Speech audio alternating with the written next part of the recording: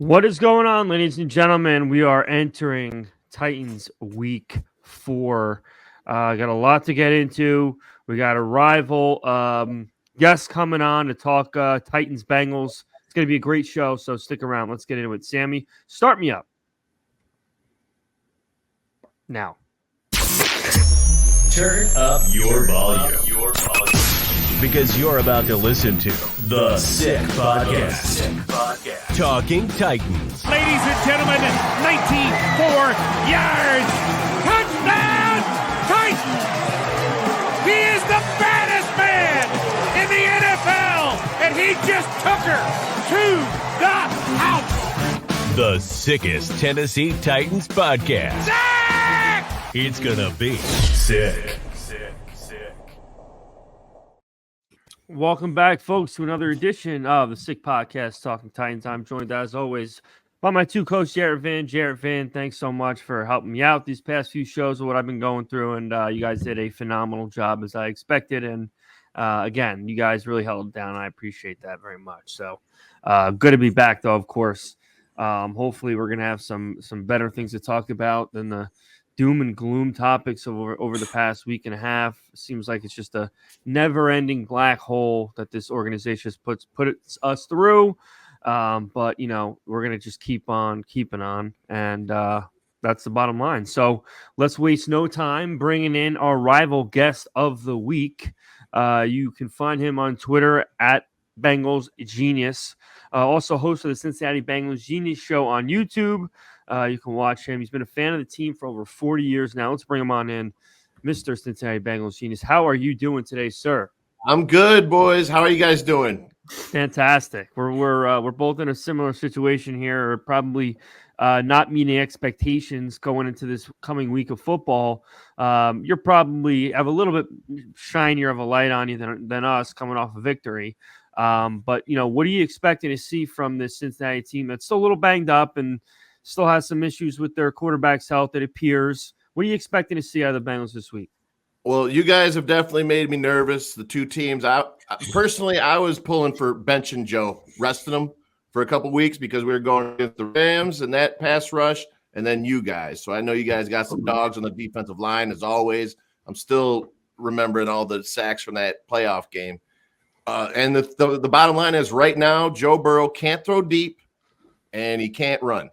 So he's very immobile. So he's back there. He's trying to get rid of the ball as fast as he can, and that's going to be the battle. So he says he's progressing, and he stuck out the whole game last week, and they got a little heated up in the second half. But I'm definitely nervous about you guys. I respect Mike Vrabel. You guys, you know, that was a humiliating defeat. We both suffered at the hands of Loshawn Watson and the Browns. And I am nervous about this week, man. I think it's going to be a dogfight, and I'm expecting to come down to the final drive. Listen, you are owners of us for 3 straight games now, including that playoff game that you just brought up. We had 9 sacks against you. We had 2 interceptions, and we still managed to lose that game because the offense was terrible. Now, for you to say that you fear us so much, what do you fear besides the defensive line? Because we can't score points right now. Ryan Tannehill can't get his. Yeah, he can't get out of his own way right now. The offensive line can't block for nothing, and you got Hendrickson coming up against Andre Dillard on the left-hand side of the line. So please tell me what you're scared besides the defensive line. It's just the defensive line. The defensive line, and that the fact you guys, you know, are a hard-nosed, tough physical team. Yeah, absolutely, I agree. You guys do step up, you know, in these, you know, backs against the wall situations. And Vrabel, I think, is a great coach. So I know everything fundamentally is going to be sound. Tannehill, there's a lot I'm happy about, though, that it gives me optimism. Tannehill, Henry's getting long in the tooth. The offensive line looks beat up. It's just the fact that Joe can't move and you guys' backs against the wall, as ours are. Yeah. So that makes me nervous. Yeah, I alluded to it before the show started that you know, we're in these are the kind of games that Titans fans usually, you know, say we're gonna, you know, lose and then we end up winning, and vice versa. Last week I thought we'd beat the Browns. We ended up getting killed. I agree. It'll be a hard-fought game, probably close to that 3 to 6 point swing. My question is for you, Eddie. Where's your, on a scale of 1 to 10, how worried are you about the Bengals and the situation they're in? Because I think it's not similar, with the way our teams are going, because you have a franchise quarterback and we don't. But, your division seems to be pretty tight right now. Ours is pretty tight. Titans fans are pretty worried right now. Where's your, how much are you worried about the Bengals on a scale 1 to 10 right now? And then should you lose this game? I saw a crazy theory not too long ago that said if the Bengals are struggling and Burrow's not looking right, to maybe bench him and not tank, but if T. Higgins walked in free agency and you guys got Marvin Harrison Jr., that would look pretty scary, So if you not to paint a dark picture, maybe misery loves company, Eddie. All right, and we're pretty miserable right now. I might want to drag you down a little bit to our level. You could be 1-3, we could be 1-3, we could be at the bottom of our division. So how scared are you right now with how the Bengals season started? And should you lose this week, how's the outlook of the season looking for you guys? Even if we lose, it's all about Joe Burrow's calf. That's it. That's it. Even if my plan was to bench Joe until after the break and then hope that Browning could squeak out 2 wins and rely on the defense. So because even with 2-4, I think that Joe could get hot with 17 games. We could squeak in as a wild card. And if a healthy Joe Burrow with the best offensive line he's had, not many teams want to take that on in the playoffs. So right now I'm at a solid 5. I'm scared to death. When they showed that clip of him in practice, I was sacrificing calves myself, just whatever it was. I tried leeches, whatever it takes to get this calf fixed, man, because that's it. I mean, if he's healthy, the sky's the limit, but how long is this going to linger? And God forbid if this leads to another injury, that's what I'm afraid of. Yeah. Are you worried at all? No, go ahead. I'm sorry. No, I was going to say, are you worried at all too? Because, we've been riddled with injuries the last 2 years, and I love Joe Burrow personally as well. I loved him in college. You guys are so lucky that you have him. But it has to worry you that he got hurt his rookie year. He's been nicked up because of how bad your line has been since you drafted him. And now it's the calf. And that calf is close to the Achilles. And if that muscle's weak, you're making that Achilles very, vulnerable, similar to what, happened to Rodgers and whatnot. Are you worried at all about not only this year and with this team, the precarious situation they found themselves in so far with starting 1-2 and Burrow's injury? And how worried are you about Burrow's long-term health? Is that seeped into the mind of Bengal fans yet? No, the blown out knee first year, that was just a clean shot to the knee, and they replaced them things like spark plugs these days. And this was just a non-contact injury, a non-contact injury. It was a freaky thing in practice, and I thought it was the Achilles then and doing my Hail Marys, and thank God it wasn't. So no, the long-term one. And when I look at the beating he took the first few years, which was insane, and I was losing my mind the way they wouldn't address the offensive line. Now that they have, it's, things have calmed down for me quite a bit. So that's all I got to do. That's all I got to do is just keep feeding in offensive linemen. Mm. I would be happy if they drafted a first-round offensive lineman every year for the rest of Joe's career. Yeah, I mean, that's what ruined the Andrew Luck's career. I mean, the Colts refused to protect him, and it got him killed over the first 7-8 years, and he called it quits. But like I said, misery loves company. I think I'm just trying to, drag you down with these questions. So I'll stop and let these two go on. Eddie, if you were in the scouting department for the Titans, obviously you're our opponent for this week, but for the sake of discussion for the show, for the Titan fans that are viewing the show, what would you say the biggest weaknesses right now to Cincinnati on what side of the football, and maybe a little bit more in detail on that, as far as how we're looking to possibly attack you guys and look for victory? Right now, the biggest weakness is the offensive line. Cordell Volson, he had a horrible game on Monday night, so Simmons is going to be able to have his way with him right there. Defensively, we're pretty sound right now. Our problem, I'd say, is in the secondary. They're young. They haven't played with each other much, so there's not much cohesion there. If they can get, and another guy to expect to come back, hopefully he was cleared last week. He barely got in, is Joseph Asai. He can put a lot of heat on the quarterback. So if they can generate that pass rush, get that going, Dax Hill's he's going to end up being an actual upgrade over Patrick Bates. That guy, they've used him all kinds of ways. They're going to be sending him off the edge, blitzing. If you guys have basically cover 4, if you guys drop back, that seemed to give Joe and them guys problems because, like I said, he can't go deep right now. So if you guys can keep him underneath, like they did Rams did a pretty good job. They were having a really tough time that first half, So if you can keep it in there and limit the mistakes, and then play that short field, you guys could catch them because we're not running the ball that great. Our pass protection's really good, but right now running the ball, we're kind of struggling. Now, for you say running the ball struggling, we're struggling totally on offense right now. So for us to win this game, how do you think we should attack you guys? Do you think through the air running game? Because right now Tannehill is very weak. The offensive line is letting up the most sacks almost in the league. Next to I think who is it? The Browns or the Commanders? Who is it? Does anybody know? Can we get that, Sammy? So if you guys were to win this game, I mean, if we were to win this game, how do you think we beat you guys? Like I said, keep it close through the air. Winning the turnover battle, and Tannehill's gonna have to step up. You guys can run it, but it seems like Derrick Henry, he's to me it's kind of obvious at this point he has slowed down a little bit. But we got a good middle. We got DJ Reader. He's an absolute tank. The linebackers, they hustle. They're pretty good against the run. We went against Lamar. He does his little sneaky runs here and there. And, of course, Nick Chubb was an absolute Bengal killer. So our numbers look against the run the first couple weeks didn't look that great. So Tannehill's going to have to step up this game. Yeah, they're going to stack. They have to stack the box, and they're going to have to force Tannehill to try to beat him through the air. But like I said, you guys played an awesome second half against the Rams, and you guys are really starting to click now into week 4 with that defense. So it's very scary. I mentioned it in the beginning of the week that you guys are surging defense right now, and you got the edge defenders. And I'm scared as a Titans fan because we're 0-3 against you guys. Joe Burrow is the Andrew Luck to us right now, even though you guys don't play in our division, and I'm kind of sick of it because I love Joe Burrow, but we want that win. And that 2000 what was it, 2000 or 2019 season when we lost in the playoffs, it still hits me right here, very, very, very hard. So right, that was 2021. That was not too long ago, 2021, I think, when they beat us. But, I don't know the years anymore. Yeah, we're all a little PTSD from that. But you did say Henry looked like he slowed down a little bit. Let's pump the brakes there because let's remember last year he had 1,900 all-purpose yards a year after the foot injury.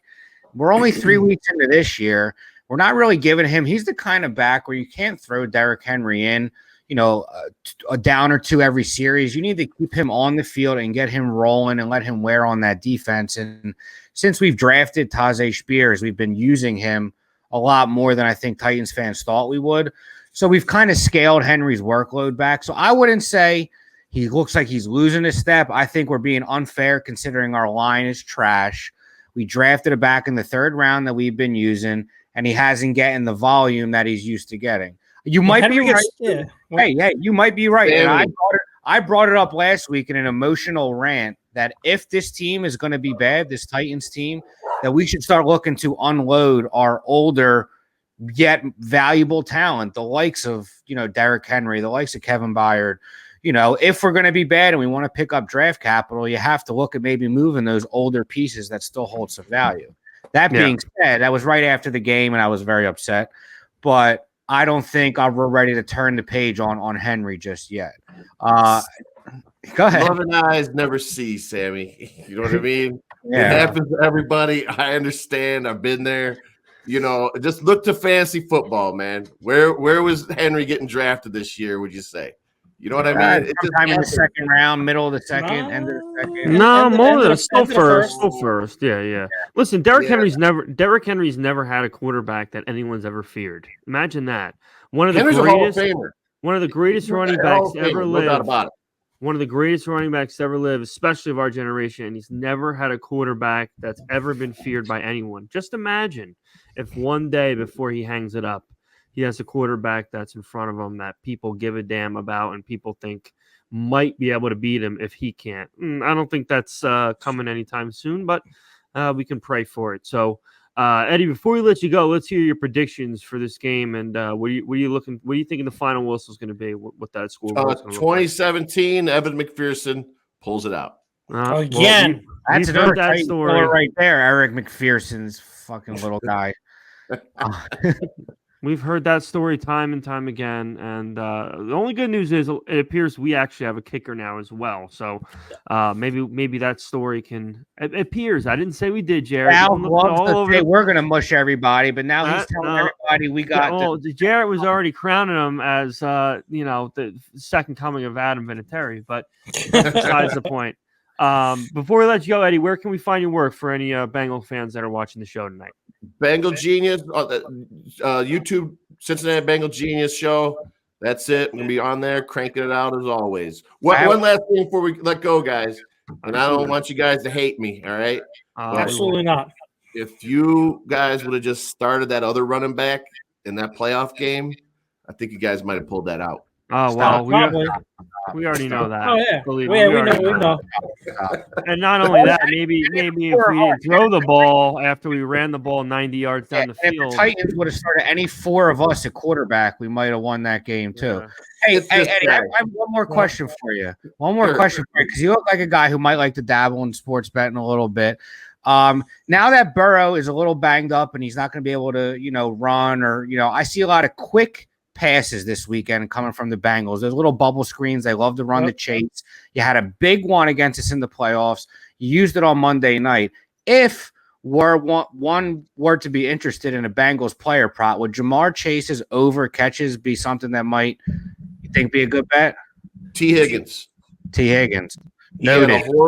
from Tennessee. He had a horrible game Monday night. He had a bunch of drops. T. Higgins. T. Higgins. And the over on attempts, if that's a thing, or completions. Okay. Oh yeah, right. we're gonna be all over the completions for Burrow. Don't worry. I'm an easy sell there, so you're gonna be hearing from me or my fiance come Monday. So well, Eddie, we really appreciate you coming on and taking the time out to talk football with us. Hey, great being here, guys. Love the show. And after this week, I wish you guys luck every week. Absolutely. Man. Looks like the Bengals are here later. Today, Good luck. so absolutely. Right. Take care, Ed. All right. That was Bengals Genius coming on the show talking Bengals Titans. We appreciate the time he took out to come talk to us. I mean, this is a pretty much a must win in my opinion. I mean, you lose this game, what's the fucking point? I don't care what the standings are. I don't care what the standings are. You're gonna lose 11 out of 10 and expect us to wake up on Monday morning like this fucking team gives a damn. No, sorry, ain't gonna happen. So we're all Sopranos fans here, and this team makes me feel like Olivia Soprano sometimes. Like, what is the point? It's all a big nothing. Yeah. You know what I mean? So I'm with you. I mean, if we don't win this week, I mean, I don't know how. I mean, I'm sure we'll dive into it a little more. How we don't just bench Tannehill. I mean, let's cut our losses. I mean, what are we doing? Well, here? I think they're waiting for Jarett to hit 0%. That's really that could be it. Or Jarett, by the way, are we still at 35% or has it since dropped? Yeah. Have you seen the practice videos today? It looks like he's a fucking 815-year-old guy. He can't even tiptoe through the fucking things. Through the cones, yes, I did see it. And I saw it and I watched it actually 3 times today. And I said, what are we doing as a franchise right now? I mean, I still am 35% in it, but I was watching Colin Cowherd today too, and I also saw that there are rumors out there that NFL execs think that Ryan Tannehill possibly can get traded to the Jets. Do I see it? No, because that quarterback room in New York, they have too much money tied into Aaron Rodgers. It's not going to happen. So they're just blowing smoke up everyone's ass right now just because of the drama that we're creating with, will we sit Ryan Tannehill? Will we go with the young guys? I don't know. But like I said, Sal, you missed it last week. I know you watched the show, but my trigger for him is if we go 2-4 at the bye. I mean, hell, like I said, Mariota, he had good stats, but he couldn't get it done. Brian Tannehill can't move right now, and our offensive line, we need a spark. And who knows? Maybe Will Levis comes in or Malik comes in. They give us that spark. I don't know. I'm at a loss for words, and I don't know. Maybe the 3 of us can, be here together on Sunday, and he has the best game of his career, and then we're all laughing at each other. I don't know, man. I really don't know anymore. It's just frustrating to me. Like I said, to me, we're wasting talent. And Derrick Henry looks like the tread is wearing on those tires. And I don't want to lose Kevin Byard and Jeffrey Simmons and just waste all this talent for for nothing right now because we have a lot of talent on this team and we're just not competing. And it's Last sad, 10 games, we're not competing. it's sad to say, Jarett, that you said you hope Tannehill has the best game in his career. I think deep down, I know myself included, I'm probably a lot of Titans fans too. You almost don't want him to have the best I know. game because you don't want to buy this another sense of false hope and empty promises that he's going to keep it up and do it, for the course of a season and into the playoffs. I think that he is over the hill. We've all been saying for years now, we would have no issue if we would have moved on from him as soon as after that Bengals playoff loss in the wild card round. I've been saying it. I think all Titans fans would have said, thanks for what you've done, but, we understand why the team wants to go, in another direction. Yeah, that's what I'm saying.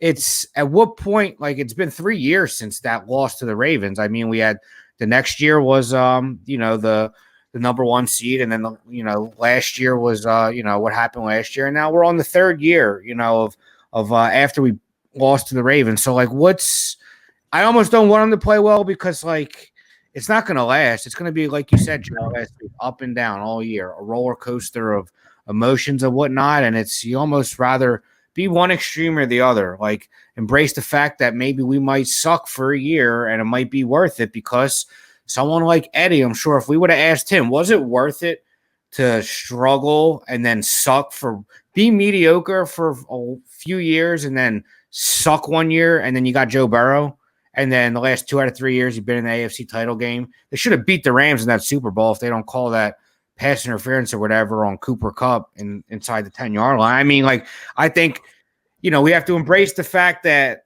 we're going to go with one of these younger guys and give it our best or we're going to suck. You know what I mean? And hope. Guys, I know. Sorry, Sal, but you know what? Tannehill has a lot to blame, but I'm going to be that guy to just go out there and say it because I don't see anything happening. I know I'm going to get crucified for what I'm about to say after I just watched the Lions go right down the field with their young tight end in Laporta and their good wide receiver and St. Brown, because you know what? The biggest mistake that was when we traded A.J. Brown and we got Treylon Burks, he ain't that guy. I'm sorry, guys. I seen after a year and a half, and I know, Sal, you made a comment. He's not that guy to me. He is a Corey Davis 2.0. I saw it, and I fully agree. Let me finish. He's not him. A.J. Brown took over games. He doesn't have him throwing to him. Treylon Burks hasn't took over. He has some bad drops. He has bad drops. Don't even give me the Green Bay game.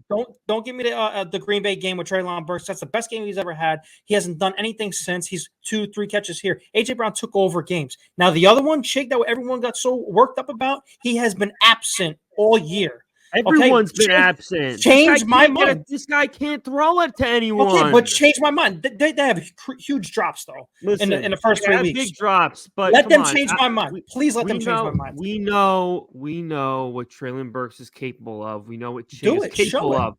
They have a quarterback who can't escape the pocket.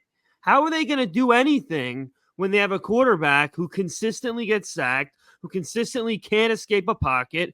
The reason why A.J. Brown looked so great because he had the best Tannehill that he could possibly offer him. The reason that Chig played really well last year is he still got a version of Tannehill that was halfway decent. Now the guy's completely off the rails. He's horrible. He's one of the worst quarterbacks in the league. There's no doubt about it. In the league. There's no doubt about it right now after 3 weeks. But you know what? There's one thing that I don't agree with, and it's what Paul Kaharski said yesterday.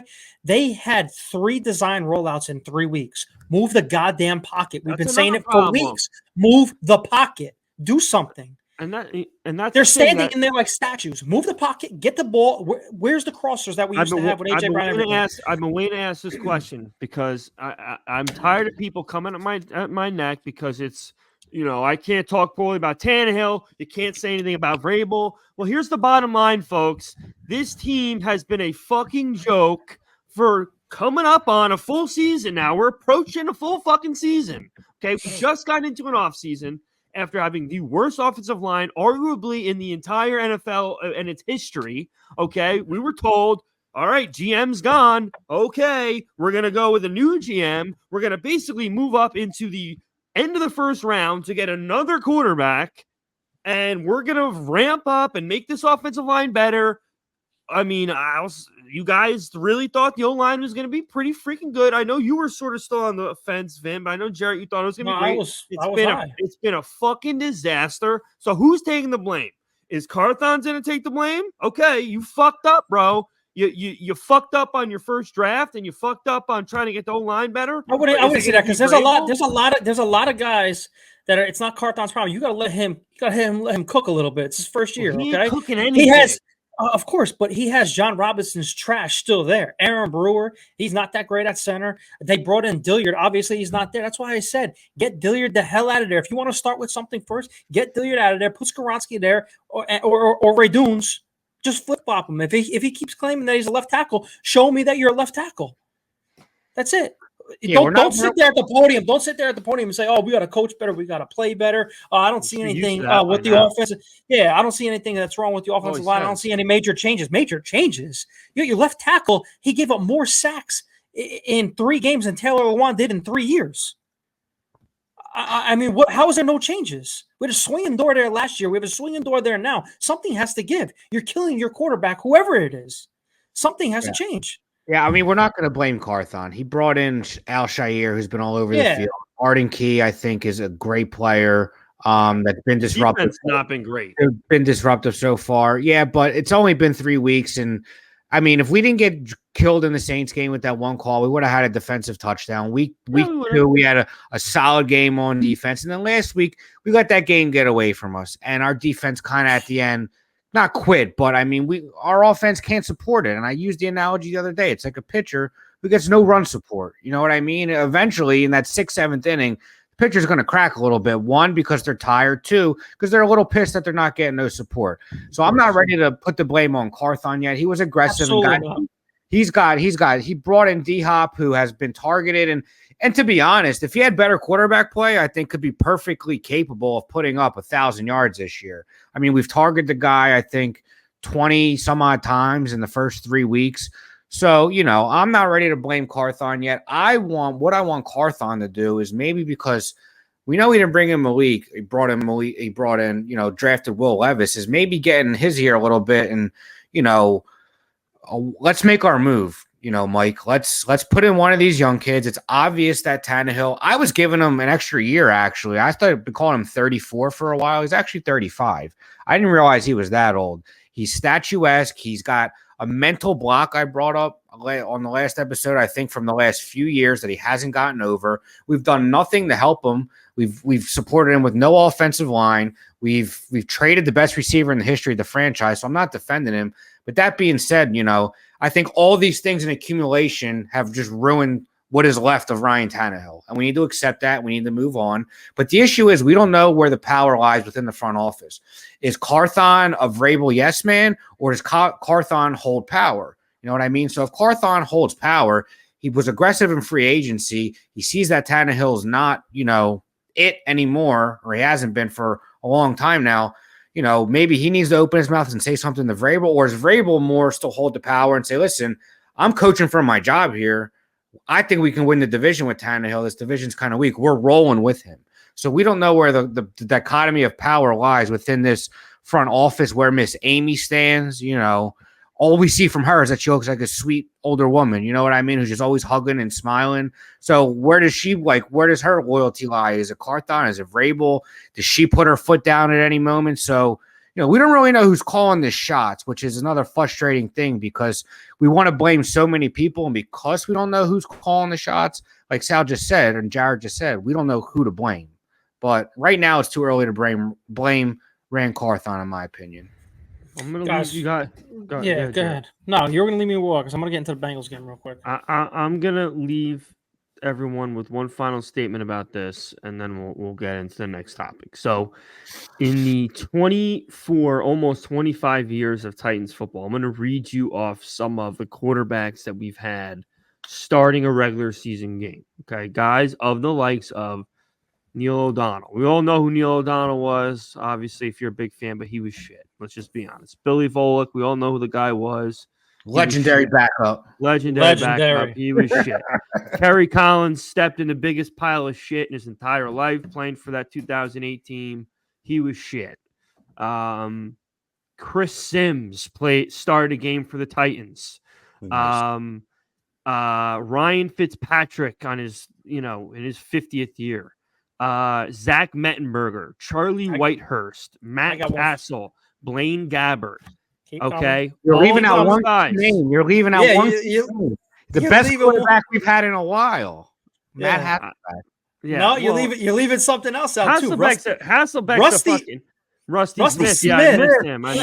He made a start against Rusty Houston Smith. too. I missed him. Yeah, in 2010. I'm sorry. I apologize.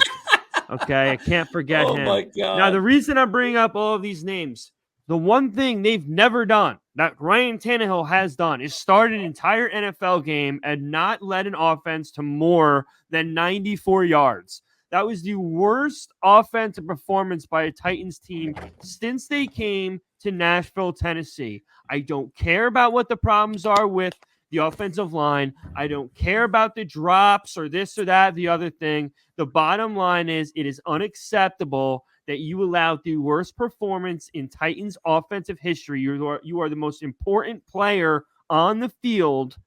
It's over. It's done. I want them to win. I'm going to be sitting next to the both of you hoping they win, but there is nothing Ryan Tannehill could do outside of levitate above the entire Bengals offense and descend to the end zone like fucking Chris Angel.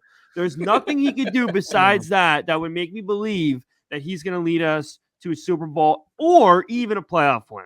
That is the last testament of that bullshit I'm going to talk about. Let's move on, Jarett. So he got me with the Chris Angel. That was a good one. That was good. So for the Titans, so for the Titans to win this game, what do you think besides him levitating to the end zone? How do you think that we're actually going to attack this Bengals front? Because in my opinion, it has to be you have to establish the run early, nice and early, play action. It's the only way we win. But instead of throwing shots down the field and helping Tannehill, where's the short game? Dink and dunk down the field. Think and dunk down the field. I don't need the long shots. It looks great. Control the clock. Yes, exactly. Control the clock. That's my recipe. And obviously pressure Joe Burrow, who has a bum calf, and we got to get to him quick. But I think that Burrow's going to do the same thing with the screens and take advantage of the short game and let Chase and Higgins and Boyd go after us. Yeah, I mean, I think you're going to see, more old school Titans football than we'd like to see this week. I think it's going to be a shit ton of running, and I think it's going to be let's keep Burrow off the field. And when he's on the field, I mean, you have nothing to lose. I mean, I love Joe Burrow as a talent. I think he's a cool dude. I would be blitzing every play and getting in his face and eating a 15-yard penalty just to let Jeffrey Simmons feel him in the first few minutes of the game. Eat a penalty, give him 15 yards, but not to say we got to hurt Burrow. But if we want to win this game, it's getting really late for this team, really early in the season. So you got to, put your foot down, be overly physical, get to that brand of football that has won us games in the past, although it's boring as could be. But fuck it. Let's see what we can do if we give Henry the ball 30 times. I mean, our line. So sad. It's sad, but am I wrong? Am I wrong? Yeah, no, you're not. We're not going to. He touched the ball 29 times against the Chargers. Tannehill was throwing the ball 30 to 35 times. We are turning the ball over at least 3 times. One, our receiving core is just lackluster. He sucks. He has. I mean, it's boring as could be, but I'm telling you, it's the only way we could win. But like I said, I'm almost to the point, I hate to say it, this team's not winning, long term. Even if we win this week with that style, it's not you can't do that for a season. You're not gonna do that. So at what price do we want to keep winning these games, in these ugly, this ugly way that's at the end of the year is gonna be all for nothing almost. So I'd almost rather not, I don't know, I'm sounding overly. I'm literally turning Olivia Soprano. I really am. You could say you almost rather Tannehill. Yeah, you almost rather get snapped in half. That's what you're going to say. At least be bad enough this week so we can at least see what we have in the young guys. I'm not saying be awful the whole year because you don't know. What if Malik Willis comes in and looks like a whole different player than he did last year. And we can score maybe 20 points, possible. maybe 20 points a game where our defense could then feel a little bit better about the fact they're getting some support from the other side of the ball. And then, it's feasible that our defense can keep someone in that 20-point range. So I'm not trying to punt on the season. I want to punt on Ryan Tannehill so we could see what we have. And I've brought it up again. We drafted 2 quarterbacks in the last 2 years in the first 3 rounds. This year, like Sal said, we basically moved at the end of the first round. We traded, I think, 2 picks to get to 33. So, what are we doing it for? Come on. Sink or swim at this point. Sink or swim. Be done with Tannehill. I would, if you could move him for a 7th round pick at this point. I don't even want him in the organization anymore. Let these two young guys play, 6 to 8 games each, and let the chips fall where they may. And at the end of the year, if you're bad enough to get one of these top guys, then great. And if you find a diamond in the rough with, either Willis or Levis, then great. Either way, but let's not pretend that we can keep doing this week in and week out and really believe deep down, even the most optimistic Titans fans on Twitter, deep down really don't believe that Tannehill can lead us to a playoff win or a deep run in the playoffs. There's no – so which is why I'm saying I don't feel that bad in the sense that, I don't want them to fail, but I want to – I want to get to the point of no return with Tannehill. We've already reached it. Everyone in our fan base has reached it, I feel except for, a select group of people and the front office. Why are we still refusing to move on? I don't get it. Rant over. Listen, it's very unfortunate, but the bottom line is, in the most easygoing, laid back, not a jerk way, I can say this. The only way this season is going to have any fucking purpose for this franchise moving forward is if Ryan Tannehill gets a severe case of turf toe, if you understand what I'm saying. It's unfortunate. It sucks. I wouldn't wish it on anyone. I really don't. But I'm just saying, for sake of discussion, the only way this season's going to have a meaning, because obviously Ryan Tannehill ain't competing in the AFC, especially with this offensive line that sucks ass. The only way this season's going to have any meaning for us is if he gets turf toe, to put it nicely. Because if we do not find out what these kids have in 2023, then what the fuck? Then no matter what, someone looks like an idiot. No matter what. Rand Carthon's going to look like an idiot. If we keep Tannehill, we're shit. And then we draft Caleb Williams, having to trade up 4 picks to get him still. And then we got to do nothing with Levis or Willis.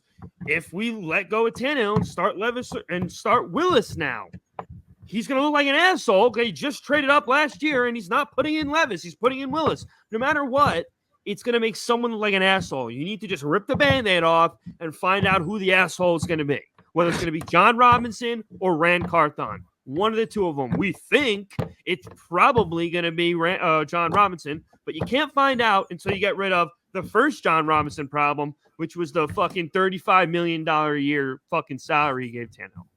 And that's I'm not, again, I said I was going to I went on again. So let's do our picks. Let's move on to the picks. We flipped it this week, at least for me. I got just the lock right and got the other 2 wrong. I think you guys were 2-1. So either way. I was 1-2. I was 1-2. Oh, you guys are 1-2. Okay, yeah. Jarett was 2-1. I was ragging on your Colts pick pretty bad. I think that one loss was by half a point too by the Eagles too. Yeah, pretty sure. Well, actually, you know what? Let's do our read from our partners. You want to do that first? Nah, we'll do that to finish up. Let's get through these sick picks. All right. So why don't you start us off, Jarett?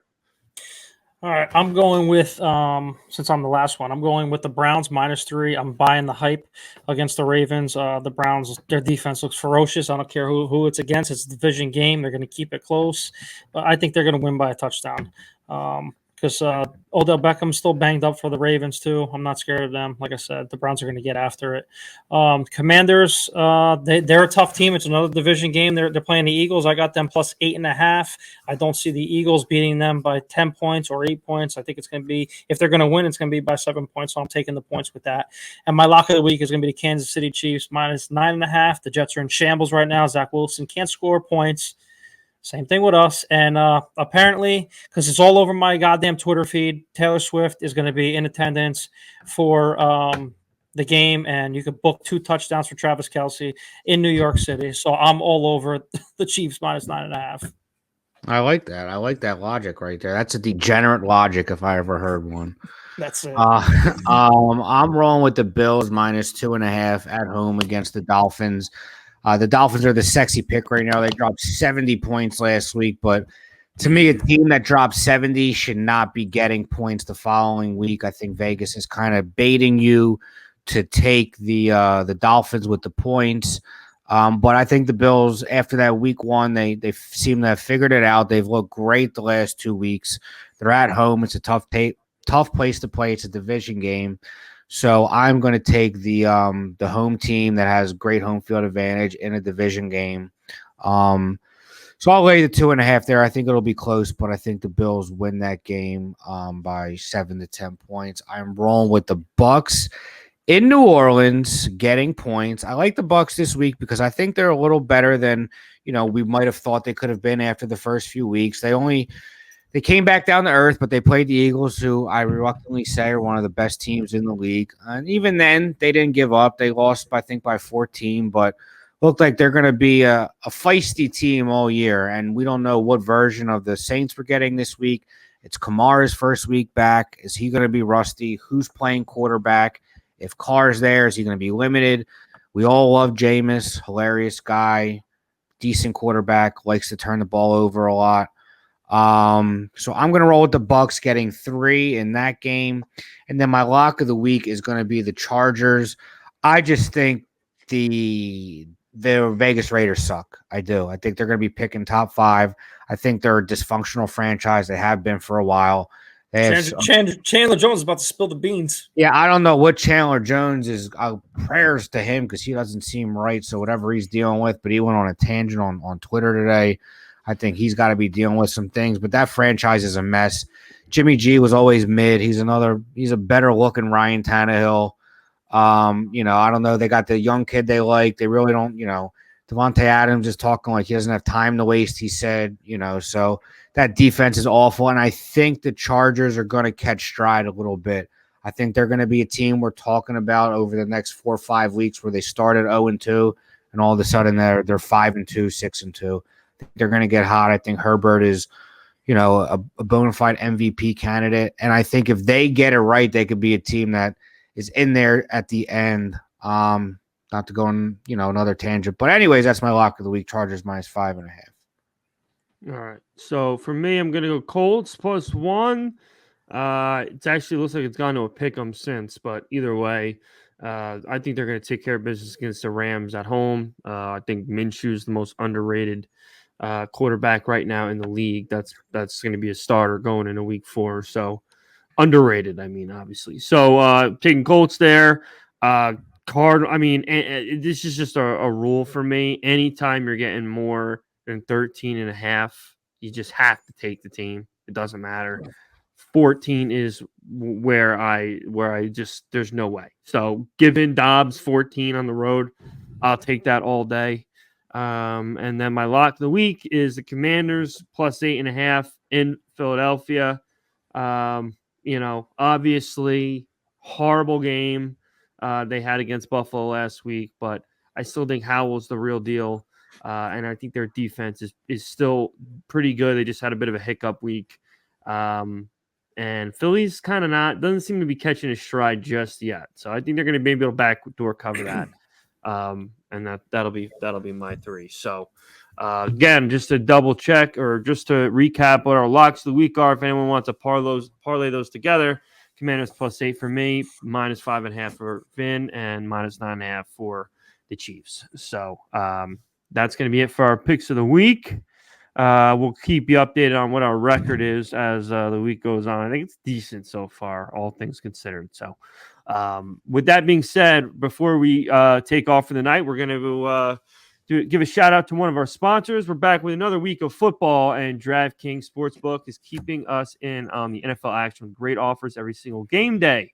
New customers can bet $5 and get $200 instantly in bonus bets.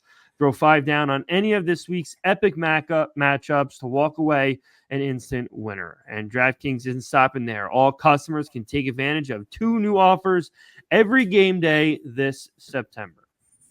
Football is more fun when you're in the action, so download the app now and sign up with code 6sports. New customers can bet just $5 and get $200 instantly in bonus bets. Only on DraftKings Sportsbook, an official sportsbook betting partner of the NFL, with code 6sports. The crown is yours, fellas. Great job, Jarett. No hiccups this week. 6 sports, There you not 6 Titans. And what you could do is, with that $200 free bet, use that on our little parlay. You might hit for $1,200. Buy your mother something, buy your girl something, buy whoever something. And remember to bet with your head. Don't bet over, to quote the great Furia Junta. And if you have a gambling problem, call 1-800-GAMBLER. All right? Bet responsibly. Bet with DraftKings. Absolutely. And if you do have a problem, you can always join me over at the Gamblers Anonymous meeting that we have by the Rockaway Mall here in Jersey. It's right over in the parking lot there. So we meet every other Wednesday. So with that being said, wow, with long show as always. Time flies when you're having fun. Make sure you guys like, comment, subscribe on YouTube. We're getting closer to that 1K sub mark, and we can't wait to do it. We're shooting for pre-Thanksgiving. I think that's going to happen. So we're looking to keep doing bigger and better things. For the first time, the 3 of us are going to be watching a game together live. We're going to be meeting up at Jarett's residence, and we're going to be watching the game. So make sure to watch out for that. I'm sure there's going to be a hell of a lot of content to uncover for that. Make sure we have that bleep button ready for the highlights. Yeah, it's gonna be a fun week. It's do or die for us Titan fans. At least that's how I feel. So hope everyone, as always, has a great night, great day, great week. Hold on.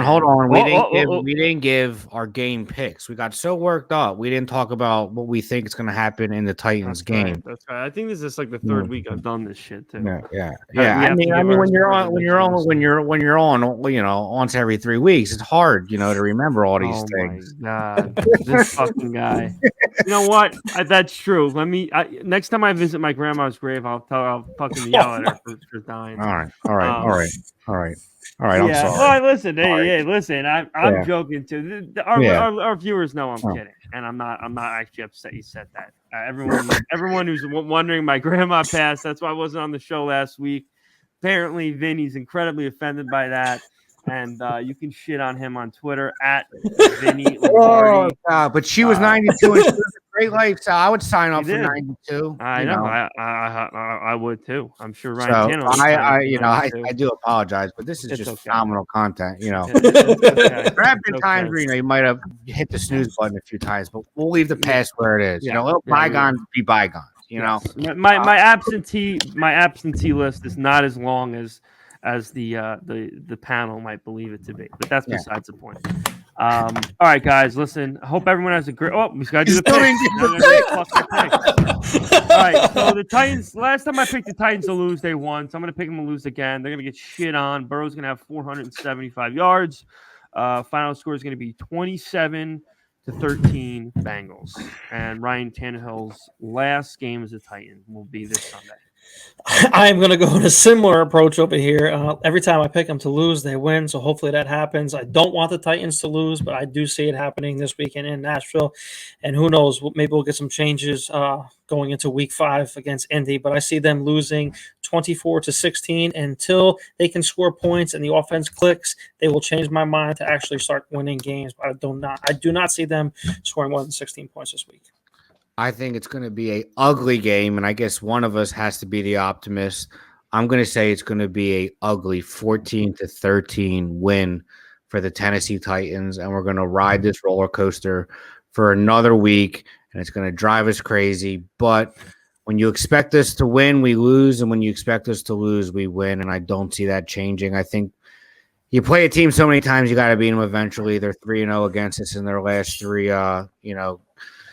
games against us, and I think we bucked the trend this week just for the law of averages, not because we're good, but, the law of averages states we have to win one of these games, No, absolutely. So, like I said, 27-13 will be my final score prediction. Hopefully that doesn't happen. I continue to pick them to lose, and we'll keep winning. So let's hope that happens. For all that being said, finally, I want everyone to make sure they have a great night, great day, great week.